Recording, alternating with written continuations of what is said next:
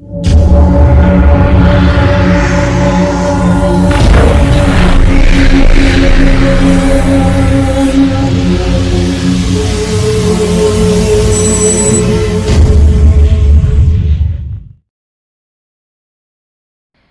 जगन्नाथ दर्शक बंधु मु विजय आपको स्वागत करुच्ची रहस्यमय ओडिया यूट्यूब चैनल।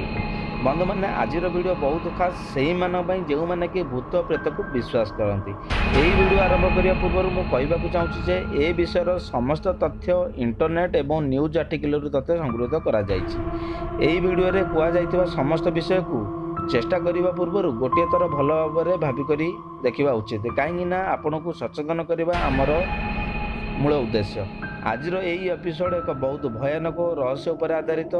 आज विषय आम आलोचना करवा ब्लडी मैरी संबंध में किसी जोड़ी होता रहस्य तथ्य एवं ब्लडी मैरी शिकार होता किसी हतभाग्य लोक संबंध। चलतु जाना दर्शक बंधु एमती कौन रहस्य रही ब्लडी मैरी को विचित्र एवं भयानक दर्शा जाइए। दर्शक बंधु सन 1600 मसीह इंग्लैंड एक छोट गाँव में जड़े महिला रोते जार नाम था मैरी बाथ।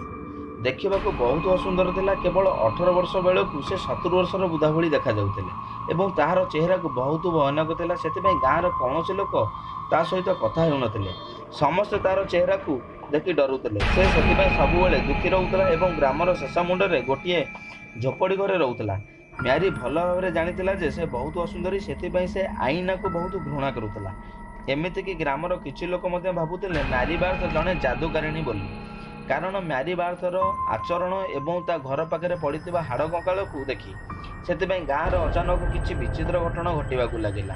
जो गाँवर सबू लोक बहुत व्यस्त विपद हो जाते कारण गाँव गोटे गोटे कर छोट छोट झील पिला गायब हो जाते एवं मैरी बार्थ दिनक दिन सुंदर देखा जाउतला एवं राजकुमारी भली देखा जाउतला। मैरी ता रूप बदलिबा पर बहुत खुशी थिला एवं निजर सुंदरता देखिया निजर अधिकांश समय आईना आगे बसी रहउतला। आपण मैंने जाणिकी आश्चर्य हे गाँव निखोज होता झील मान पछरे मैरी बार्थर हाथ थिला। मैरी 10 ରୁ 14 वर्षर झील को फसई से निज घर को नहीं जाइतिला एवं निजे सुंदर होगापी से कला जादू करी से बलि देउतला। एमिति गोटे दिन तार कारनामा धरा पड़ जाइतिला एवं मैरीर पर्दाफाश हो जाइतिला। पर ग्रामवासी मैंने एकत्रित होई मैरी को राति 11टा समय जीवंत जाली देवाई निष्पत्ति नेले।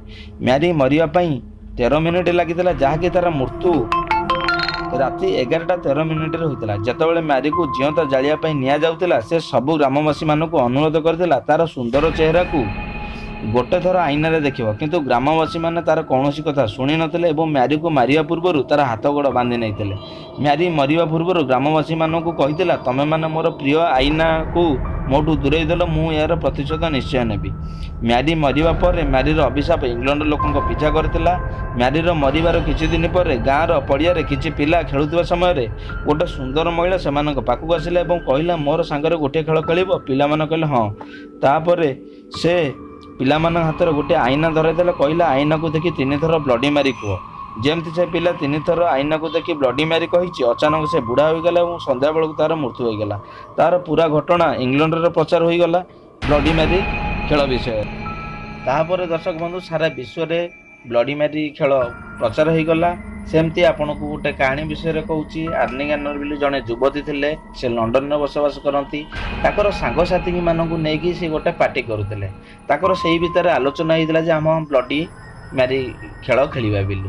भितर आलोचना भितर आर्नी गानर कौन कले बाथरूम भीतर को जाकि कबाट बंद कर देकी से सब लाइट बंद कर देथिला एवं मिरर सामने एक कैंडल जलैकी कही bloody Mary bloody Mary bloody Mary, जोटा कि सांगसाथी मैंने शुणी शुणिला पर अचानक गोटे भयंकर साउंड होता गोटे विकटाल रडी शुभीला।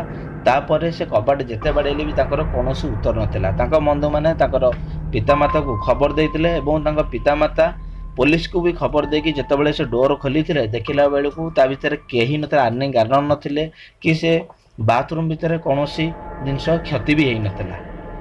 आउ आज पर्यंत भी पुलिस तार अनुसंधान करुच्ची। आज पर्यंत तार किसी सत्यासत्य मिले। एमती बहुत गुड़े घटना अच्छी आप गूगल भी देखिपारे। आज विषय वस्तु एतिक पुणी देखा आउ गोटे वीडियो रे। जय जगन्नाथ, जय हिंद।